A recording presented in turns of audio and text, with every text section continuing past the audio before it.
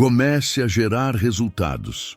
Uma única ação, repetida com intenção por 7 dias, já pode mudar radicalmente a forma como você se enxerga. E quando sua autoimagem muda, o mundo começa a responder com novas possibilidades. Os estoicos sabiam disso. Sabiam que a disciplina silenciosa tem mais força do que 1000 promessas gritadas ao vento. Sabiam que os verdadeiros resultados não dependem do que acontece fora, mas da energia que você cultiva dentro, na sua mente, no seu corpo, nas suas escolhas diárias. Neste vídeo, vamos mergulhar em 7 hábitos estoicos, 7 ferramentas de guerra, que funcionam como escudo contra o desânimo e contra tudo que tenta te puxar de volta. São gestos simples, mas com potência suficiente para ajustar sua rota, recuperar sua energia e te reconectar com o que é essencial. Porque ser produtivo não é correr mais rápido, é parar de desperdiçar energia com o que te enfraquece. Você pode dizer que não tem tempo, mas o tempo está nas suas mãos. Ele só foi sequestrado pelos vícios, pelas distrações, pelas desculpas que você repete toda vez que começa a melhorar e se sabota no meio do caminho. Se isso já acendeu algo em você, deixe isso claro para você mesmo e escreva nos comentários: a partir de hoje, eu gero resultados. Porque uma nova vida não começa na segunda-feira. Ela começa no exato momento em que você decide parar de repetir o mesmo enredo de sempre e começa a construir, com clareza e intenção, algo que finalmente te leve para frente. 1. Levante-se antes da sua mente inventar desculpas. Os dias que geram resultado não começam com grandes ideias, começam com pequenas decisões. E a primeira delas é simples, mas poderosa: levantar. Não é sobre heroísmo, nem sobre produtividade tóxica. É sobre treinar sua mente logo ao acordar, para lembrar quem está no comando. Quando você aperta o botão da soneca, o que está dizendo para si mesmo, mesmo sem perceber, é: hoje eu adio, hoje eu deixo para depois, hoje eu fujo. E esse padrão se infiltra no seu comportamento como uma rachadura silenciosa. No treino que você pula, no projeto que você posterga, na mensagem que não responde, no sim que vira talvez. Porque se você começa o dia cedendo, o resto das suas decisões tende a seguir esse mesmo ritmo, o da fuga. Marco Aurélio sabia disso. Ele escrevia para si mesmo, em suas meditações: quando o despertador tocar e a vontade de ficar na cama for grande, lembre-se de que você foi criado para agir, não para se esconder debaixo dos cobertores. Essa frase, tão simples, é um lembrete brutal. Você não foi feito para se enterrar todos os dias no conforto, mas para construir sua força na ação. Levantar cedo não é sobre acordar às 5 da manhã, é sobre vencer o primeiro impulso que te afasta do que importa. Você pode acordar às 6, às 7, às 8, não importa tanto o horário, mas o gesto de levantar antes que sua mente comece a negociar com a preguiça. Pense nisso. A mente é como um advogado criativo. Ela vai argumentar, justificar, racionalizar cada desculpa, até que você se convença de que o melhor é ficar.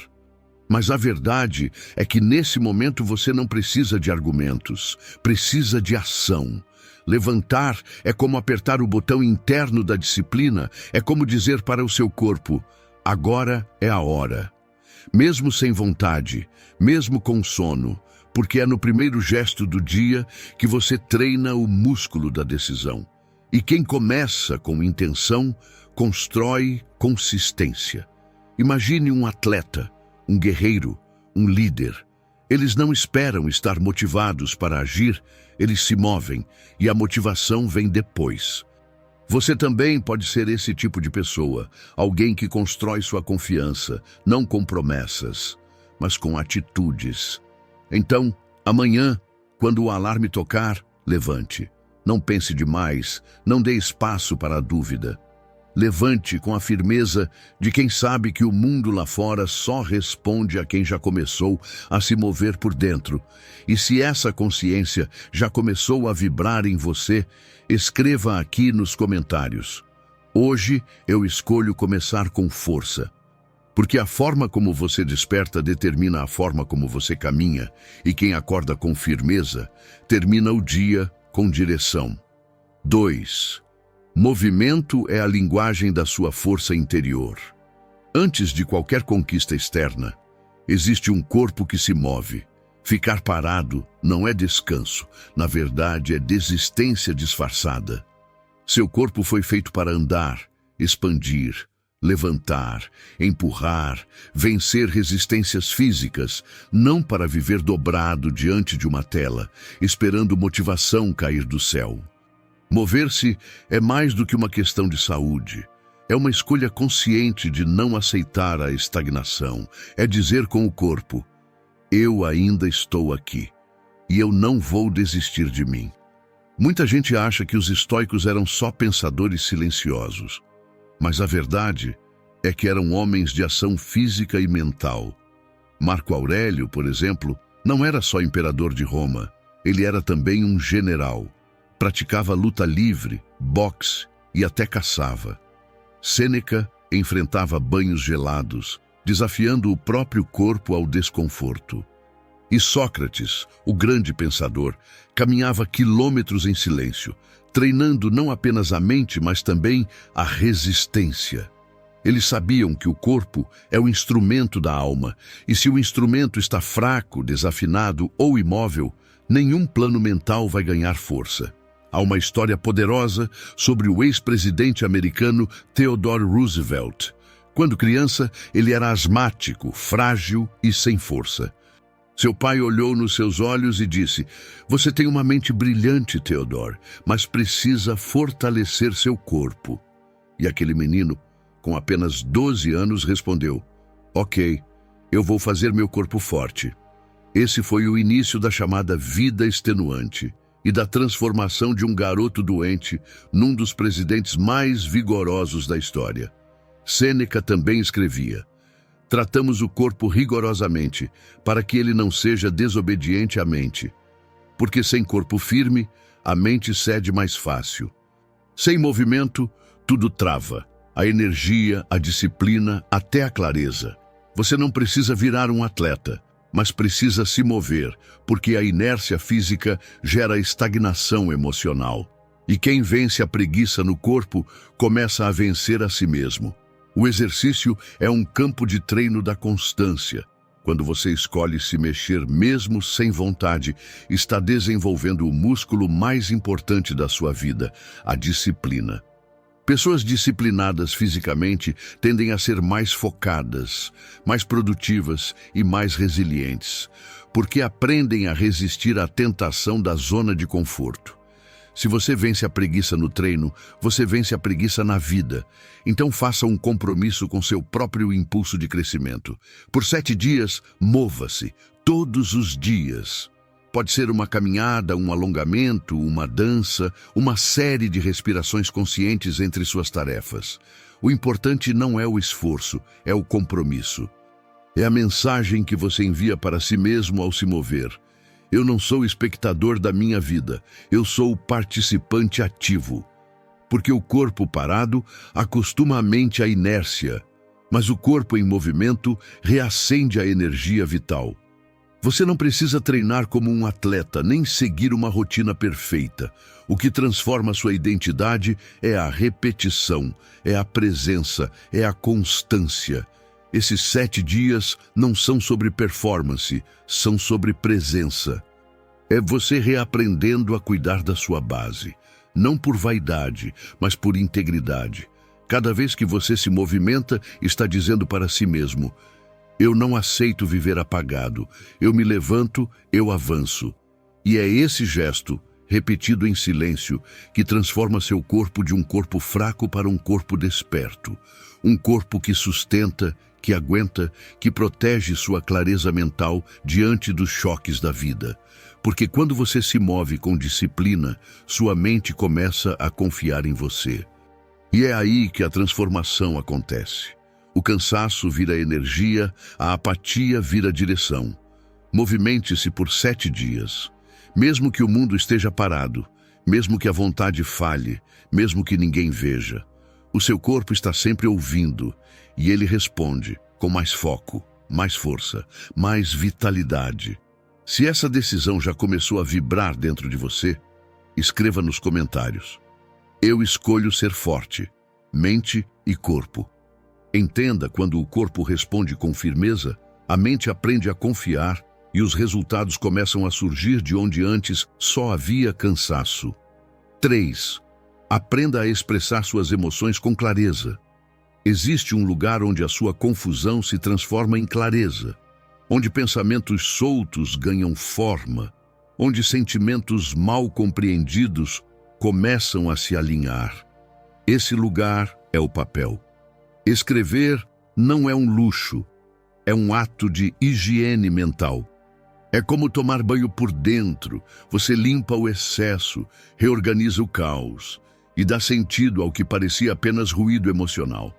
Muita gente acha que precisa ter o diário perfeito, a caneta ideal, uma caligrafia bonita ou frases inspiradoras.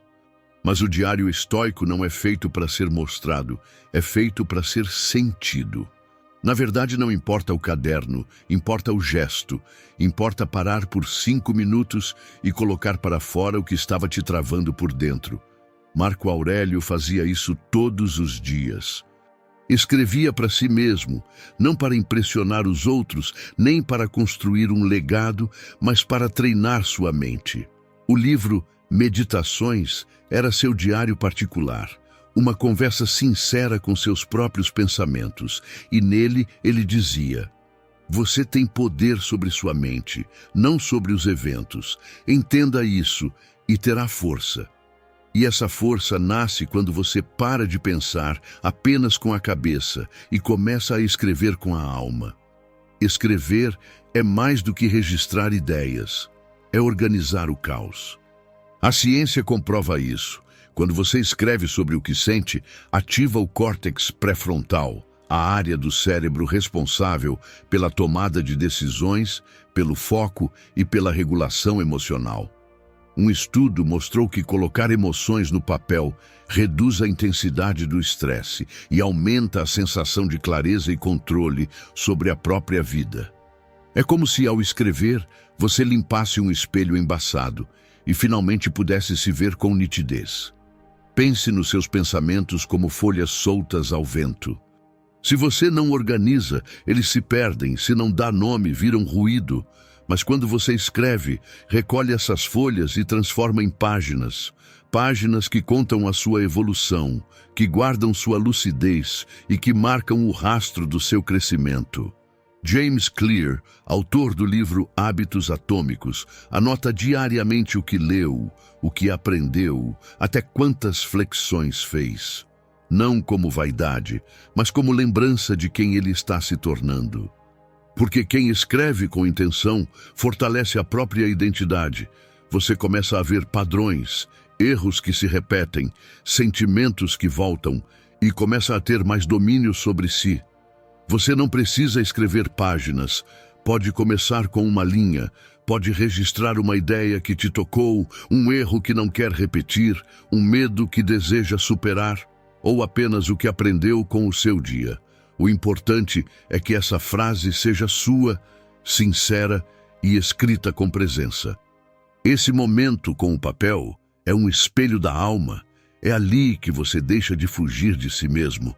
É onde se encontra com quem você foi, se reconecta com quem você é e planta as sementes de quem ainda pode se tornar. Durante os próximos 7 dias, escreva.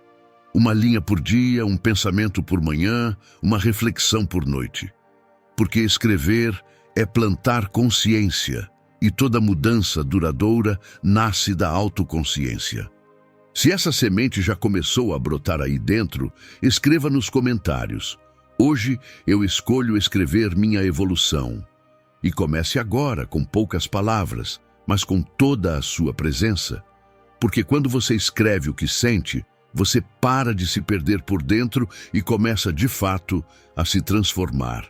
4. Faça as coisas que você vem deixando para depois. Sêneca dizia que a maior tragédia da vida não são os erros cometidos, mas o tempo desperdiçado. A procrastinação rouba de nós algo que jamais volta: o agora. É fácil dizer amanhã eu faço, depois eu resolvo, semana que vem eu começo. Mas essa é a mentira mais convincente do mundo. Ela parece inofensiva e é exatamente por isso que é tão perigosa. Age como uma forma lenta de autossabotagem. Postergar é como acumular lixo emocional. Cada tarefa ignorada vira peso, ruído e ocupa um espaço mental precioso, o mesmo espaço que você poderia usar para criar, agir e construir. Marco Aurélio escreveu em suas meditações: você poderia ser bom hoje, mas escolhe ser amanhã. E nessa escolha, o amanhã se repete tanto que um dia se transforma em anos. E a vida não espera tanto quanto você imagina. Os estoicos acreditavam que o valor de uma ação está no presente. Se algo é digno de ser feito, deve ser feito agora. Procrastinar é um tipo de arrogância, é acreditar, sem garantia nenhuma, que o tempo vai estar disponível mais tarde, que sua energia vai continuar a mesma, que as circunstâncias serão perfeitas em algum momento idealizado, que no fundo você sabe que nunca chega. Você já viu o que acontece com uma casa que ninguém limpa por semanas? A sujeira se acumula devagar, até que o ambiente se torna inabitável. O mesmo acontece na mente de quem vive, adiando o que importa. Pequenas decisões deixadas de lado se transformam em grandes bloqueios invisíveis. Sêneca chamava isso de o maior desperdício da vida. Cada dia que passa é arrancado de nós, e quando adiamos, trocamos o presente, que é certo, por um futuro incerto. Por isso, se algo está te incomodando, resolva. Comece com uma só pendência. Se há uma conversa difícil que você vem evitando, tenha. Se existe uma decisão pendente, tome. Se você está esperando motivação para iniciar um projeto que nunca saiu do papel, pare de esperar. Comece a agir mesmo sem vontade. Você não precisa resolver tudo de uma vez, mas precisa começar. Escolha uma única coisa que você vem adiando há dias, semanas ou até anos. E dê o primeiro passo hoje, mesmo que seja um e-mail, uma ligação, um plano, um sim ou um não. Nessa semana, encare uma pendência por dia, não pela pressa, mas pela leveza de sair do ciclo mental de depois. Porque cada coisa adiada é como uma âncora que segura o barco da sua vida, mesmo quando as velas já estão prontas. Como disse Ralph Waldo Emerson, faça a coisa que você teme, e a morte do medo é certa. Não espere inspiração, haja com clareza. O poder está em começar, o resultado vem no passo seguinte. E se você está pronto para cortar o ciclo da procrastinação, escreva aqui nos comentários: hoje eu faço o que precisa ser feito. Essa decisão, repetida com intenção, pode não mudar o mundo em um dia, mas muda o rumo da sua história, um ato por vez. 5. Regularize seu sono. Você quer acordar cedo, mas não consegue sair da cama. Quer ter energia e foco, mas vive cansado. Quer resultado, mas insiste em ignorar o que é mais básico. Seu corpo precisa descansar. O problema não está só nas manhãs difíceis, está na forma como você termina o dia. Você exige performance de uma mente que está esgotada, quer clareza emocional quando sua biologia está em colapso. Mas não há milagre que substitua o sono, porque o sono não é uma pausa, é o centro do seu realinhamento mental. Durante a noite, seu cérebro organiza memórias, regula hormônios, ajusta seu humor e fortalece sua capacidade de decidir.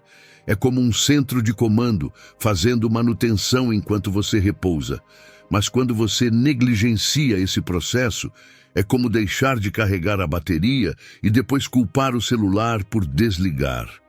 Você cobra de si presença, mas vive em modo reserva. Sêneca já alertava sobre isso séculos antes da ciência confirmar. As pessoas temem a morte, mas vivem se enterrando aos poucos, em noites mal dormidas, distrações inúteis e trabalho sem sentido. E é exatamente isso. Cada noite mal dormida é um pouco de você se apagando. Você perde energia, sim, mas perde também lucidez, clareza e poder de escolha. Dormir bem é mais do que saúde, é estratégia. É você respeitando o seu corpo como instrumento da sua evolução.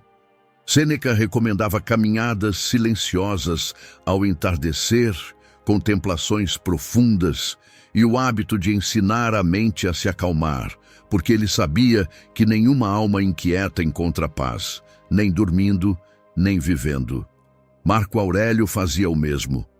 Antes de dormir, escrevia à luz da lamparina, revisitava suas ações, seus erros, suas decisões. Era um ritual simples, mas poderoso, porque encerrava o dia com consciência e não com pressa. Você não precisa de aplicativos caros ou colchões inteligentes, precisa de intenção. Crie um ritual seu, feche as telas uma hora antes, leia algo que eleve seu espírito, faça uma oração, escreva uma linha no diário, respire, agradeça. Feche os olhos com leveza, não com ansiedade, porque dormir bem não é preguiça, é preparo. É você dizendo, eu me levo a sério demais para me sabotar no detalhe mais básico. E se essa decisão já está nascendo aí dentro, escreva nos comentários. Hoje eu durmo como quem quer viver bem. Porque toda manhã poderosa começa com uma noite bem terminada. E todo resultado sólido começa na escolha silenciosa de descansar com dignidade. 6. Dedique um tempo do seu dia para aprender. Se você não está aprendendo, está estagnado. E estagnação não é descanso, é regressão disfarçada de rotina. Ela chega devagar, sem aviso, como um pequeno vazamento num barco. No início parece inofensivo, até o momento em que você percebe que está afundando na mesmice, na apatia, na sensação de que os dias passam, mas você não se move. Talvez você já tenha sentido isso, como se estivesse apenas assistindo à própria vida de fora, vendo as oportunidades passarem, sem força para agarrá-las. Isso não é azar, não é falta de talento. É um sinal claro de que você parou de crescer. Aprender não é luxo, é sobrevivência mental. E não tem a ver só com livros ou diplomas, mas com a sua capacidade de evoluir com a vida, de se reinventar diante dos desafios. Pense na sua mente como um músculo. Ou você a desafia todos os dias, ou ela se enfraquece e começa a repetir o mesmo padrão. Quem não estuda, não cresce, apenas gira em círculos como uma agulha quebrada tocando a mesma nota, até que tudo soe igual. Sêneca dizia, enquanto se vive, deve-se aprender a viver. E isso vale para todas as idades, todas as fases, todos os caminhos. Porque quando você para de aprender, começa a viver no piloto automático. Reage sem refletir. Decide sem consciência, sofre sem entender por quê. Hoje, a neurociência confirma o que os estoicos já faziam. Um estudo da Universidade de Stanford demonstrou que quem se mantém aprendendo desenvolve o que chamamos de mentalidade de crescimento, ou seja, acredita que pode melhorar com esforço, mesmo após falhas. Essa simples crença reduz o medo de errar e aumenta a disposição para tentar outra vez. Aprender, portanto, muda a forma como você sente, pensa e age. Mas por que, mesmo assim, tanta gente para de aprender? Porque aprender exige esforço, e o cérebro humano prefere a repetição ao desafio. Porque vivemos numa era de consumo passivo, onde é mais fácil rolar a tela do que refletir. E porque o conforto vicia, ficar limitado ao que já sabemos parece seguro, mas por dentro corrói seu propósito, desacelera sua mente e esfria sua vontade. Imagine isso de forma mais prática. Um empreendedor que para de estudar o mercado perde espaço. Um profissional que não se atualiza se torna dispensável. Um relacionamento onde ninguém aprende a se comunicar vira uma convivência automática. E uma pessoa que para de se questionar começa a viver uma vida que nem é mais sua, só está ali por costume. Mas nada floresce no costume, só sobrevive. Por isso, comprometa-se com o movimento. Não precisa fazer um curso caro nem mudar de carreira hoje. Comece pequeno. Leia 10 páginas de um livro que te instigue. Assista a uma aula que provoque sua visão de mundo. Aprenda algo novo com alguém mais jovem ou mais velho. E o mais importante, questione suas próprias verdades. Pergunte-se, será que existe um jeito melhor de pensar sobre isso? Essa pergunta abre caminhos, essa pergunta desarma crenças e essa pergunta feita com coragem te coloca de novo na estrada do crescimento. Porque o que te trava, muitas vezes, não é a falta de oportunidade, é a falta de movimento interno, e esse movimento só começa quando você decide que não vai mais aceitar viver parado. Como disse Alvin Toffler, o analfabeto do século XXI não será quem não sabe ler, mas quem não sabe aprender, desaprender e reaprender. O conhecimento está aí, mas ninguém pode aprender por você. Aprender é um pacto com o seu futuro. E se você quer um futuro diferente, precisa aprender algo novo hoje. Então me diga, o que você vai aprender esta semana? Escreva nos comentários. Hoje eu escolho crescer. É porque quem escolhe crescer todos os dias, constrói uma vida onde os resultados são consequência e não mais um acaso. 7. Comece a viver com controle em todas as áreas. Controle para os estoicos não era rigidez, era sabedoria aplicada, era saber o que fazer com o que se sente, o que se pensa e o que se deseja. E esse tipo de controle vai muito além de quanto se gasta ou quantas horas você passa nas redes. É sobre temperança, a arte de usar sua força interna para crescer e não para se sabotar. A primeira forma de controle é a mais ignorada, o controle da insatisfação. Reclamar pode até parecer um desabafo legítimo, mas na verdade é um vício emocional disfarçado de sinceridade. Cada reclamação repetida reforça a sua impotência, enquanto cada ação enfrentada te devolve poder. Quem vive reclamando não busca solução, busca justificativa para continuar parado. Imagine que você está no meio do oceano num barco furado. Você pode passar horas culpando o furo, o vento ou quem construiu o barco.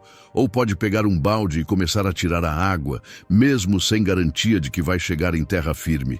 A maioria reclama e afunda, mas quem tem controle age e quem age se fortalece.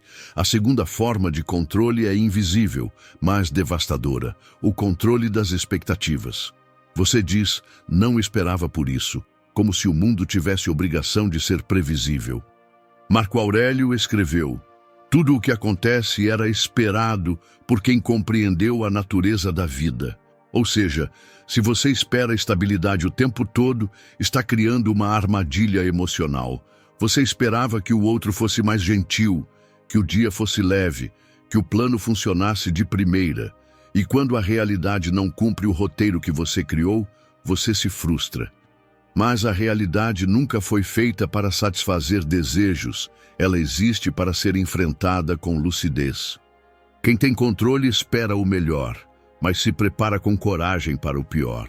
Outro tipo de controle está na boca, ou naquilo que você decide deixar sair dela. Falar sem pensar é uma das formas mais perigosas de se auto-sabotar.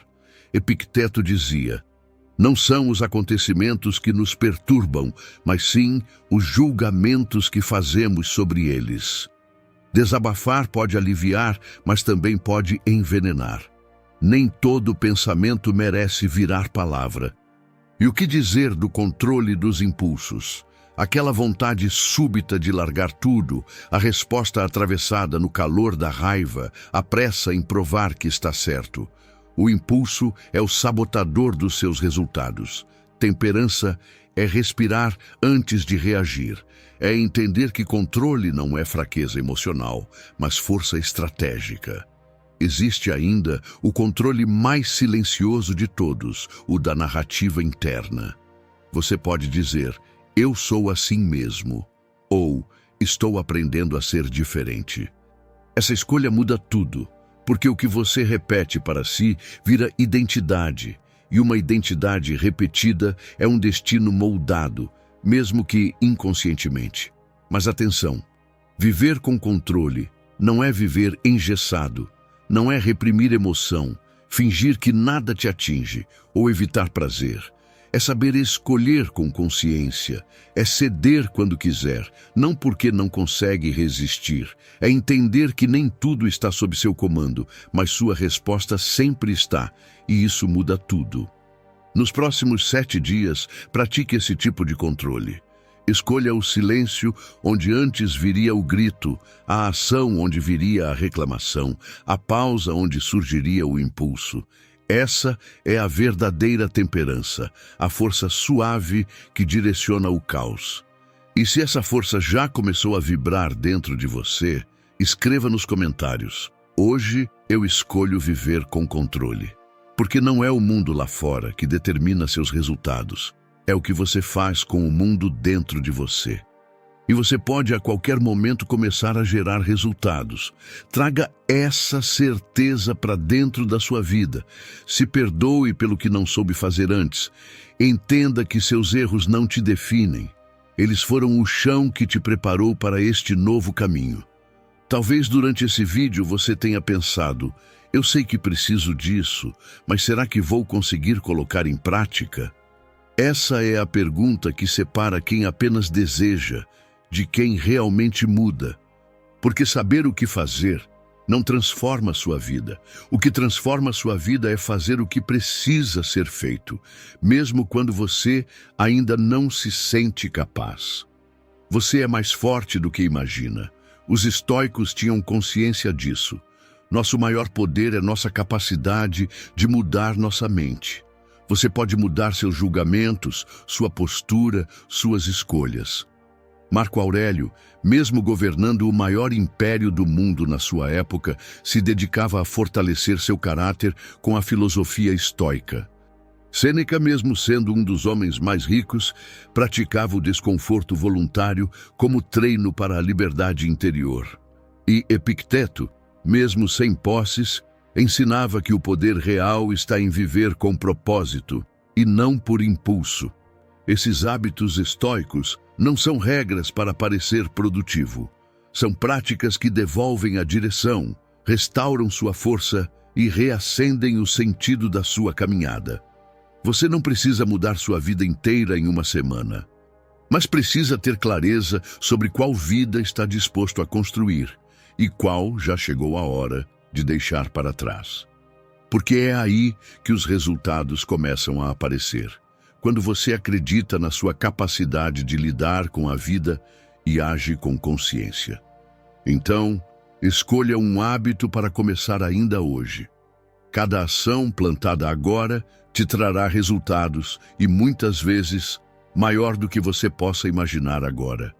Se esse vídeo fez sentido para você, deixe seu like, se inscreva no canal e compartilhe com alguém que também precisa reencontrar o próprio ritmo. Obrigado por assistir.